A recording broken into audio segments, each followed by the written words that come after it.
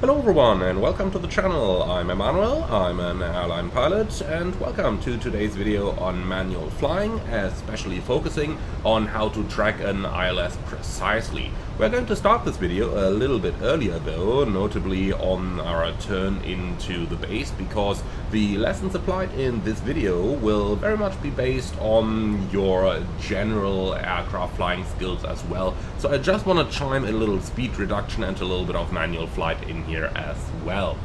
So let's start with one general concept. In the real world, you would have the pilot flying, that can be either pilot, it's the one currently operating the controls, and then you've got the pilot monitoring, and the pilot monitoring is the one who is going to operate all your switches. And that's a really important distinguishing over there.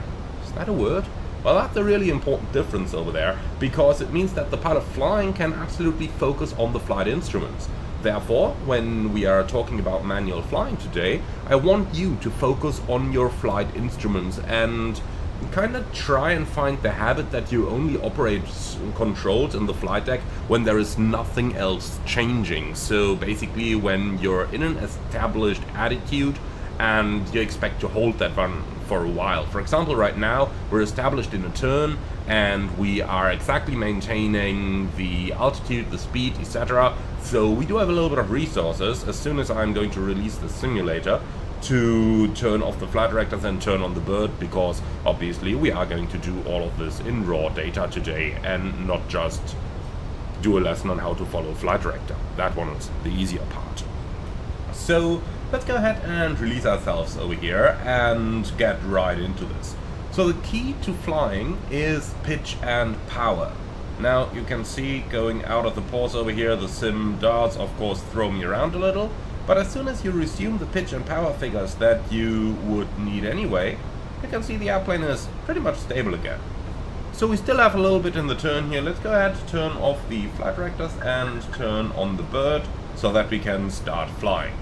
Now, the key is to always know your pitch and power values. For example, right now we need about 3 degrees of pitch over here to maintain our altitude. We are now approaching the end of the turn, so let's go ahead and slowly roll her out. And once we've done that, the pitch may come down a little. As you can see, now it's more like 2.5 degrees. Okay, now let's turn towards the final and start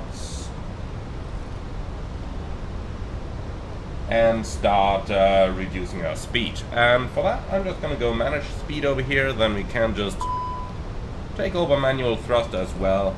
And then we will be intercepting the ILS approach to runway 22 here in Geneva. Now, it's important to understand one basic factor, and that is the relationship between pitch power and the resulting performance. And that's basically always going to be the same. So the localizer is coming alive. Let's set our runway track here. So the relationship between pitch and power is basically always the same. Namely, if you have the correct pitch and you have the correct power, then your aircraft's always going to give you a good performance, provided that you aren't flying too close to the storm. So as long as you're above the characteristic speeds, green dot or S and F in Airbus, up 1, 5, whatever in Boeings, then everything is good.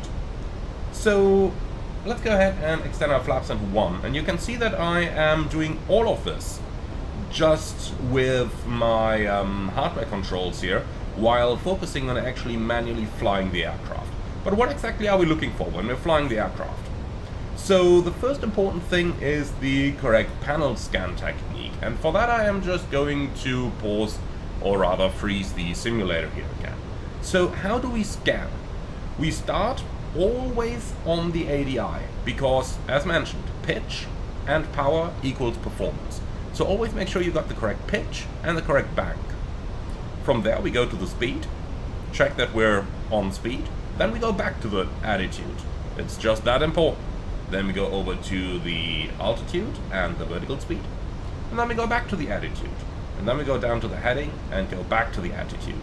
Take the glide slope and the localizer signals into your equation as things come along. Now, with all of that in mind, what we're going to focus on is being on the right attitude. All the other numbers are going to be correct if you're on attitude. So what we're going to do here, once we're intercepting glide slope, is we'll just pitch down by like 2 degrees or something, and then we are simply going to see what the glide slope needle is doing. The most important thing here is not to chase your needles, and I know from my personal experience that whenever people have been telling me not to chase needles in flight sim, I was always like, yeah, but what the hell does that even mean? Well, it basically means that when you see a deviation from either your localizer or your glide slope, do not simply maneuver your aircraft to catch up with the needle. Much rather, and we're going to see this once we're intercepting the glide slope now, so let's release the pause over here. Look at that. You can see I'm just restoring the attitude, and suddenly my airplane is doing what it's supposed to do again. So, as we're intercepting the glide slope, we will put this one to a nice test. So, right now, I'm basically just maintaining the attitude, and as the glide slope is coming in, so basically now, let's just pitch down a little bit. And I'm just looking at the pitch here, not at the vertical speed or anything else. So we've just been pitching down, we hold it there, and now we see what's going to happen. Over the time, you are going to develop a feeling for what your aircraft will do, depending on how much or how large the change in pitch is. Naturally, the slower you get, the larger of a pitch change you need in order to get the wanted results. As you can see, we're nicely established on the glide slope now. Now, as a little rule of thumb here, in order to be able to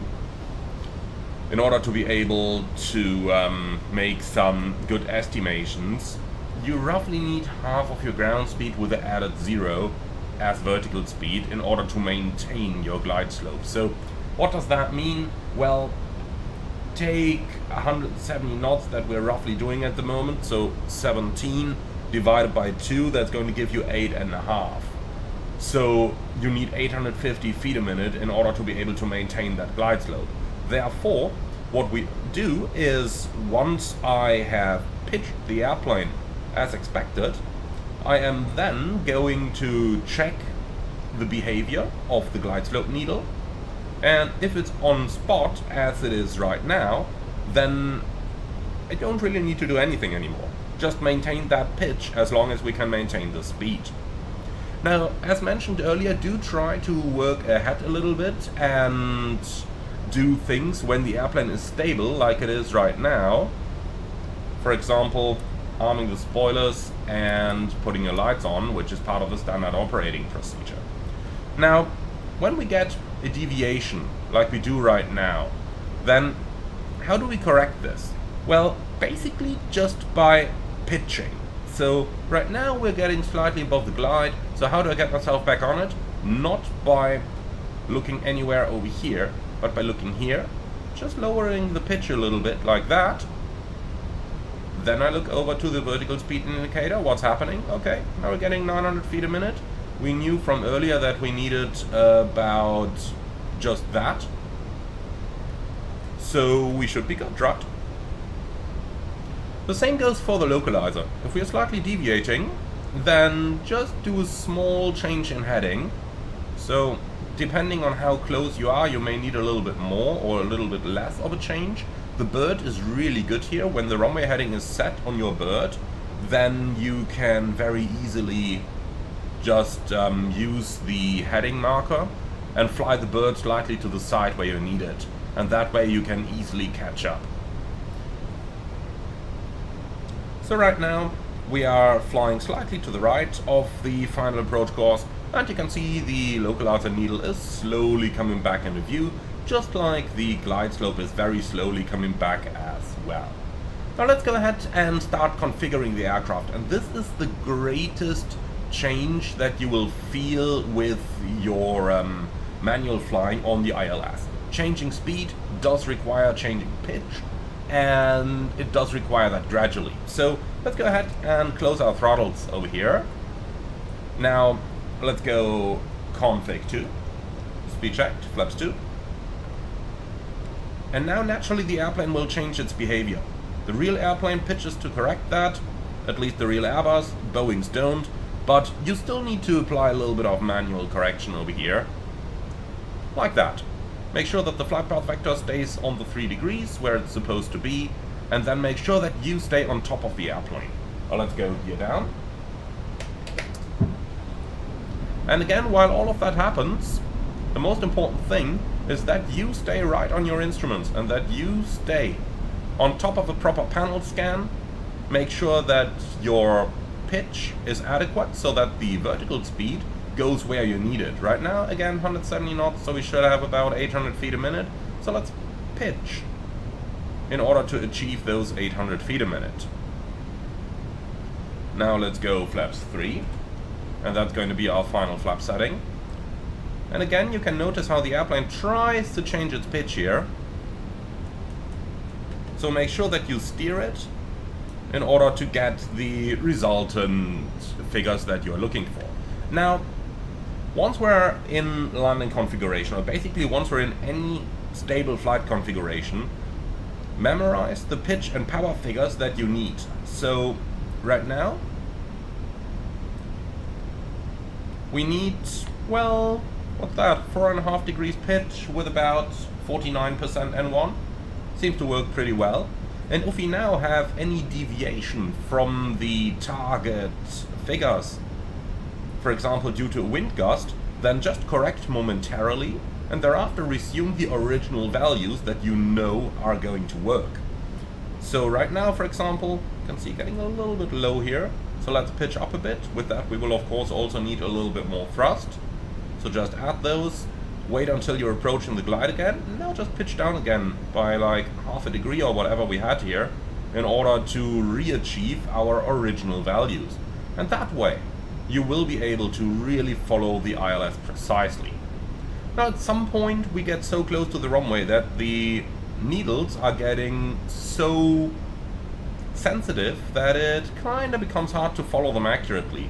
So from roughly 200 feet onwards, 100 above, I would mainly aim to follow the poppies instead of follow the needles here. Now you can follow them, minimum, again, just by pitching the aircraft, not by chasing anything. And that way you can kind of follow them accurately. At 50, 50, transition 40, your view to the outside, 20, pitch, retard,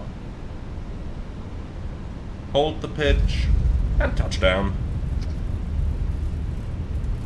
So fly the nose wheel down smoothly, like that, and then we got spoilers, reverse green, decel, and with that, welcome to Geneva.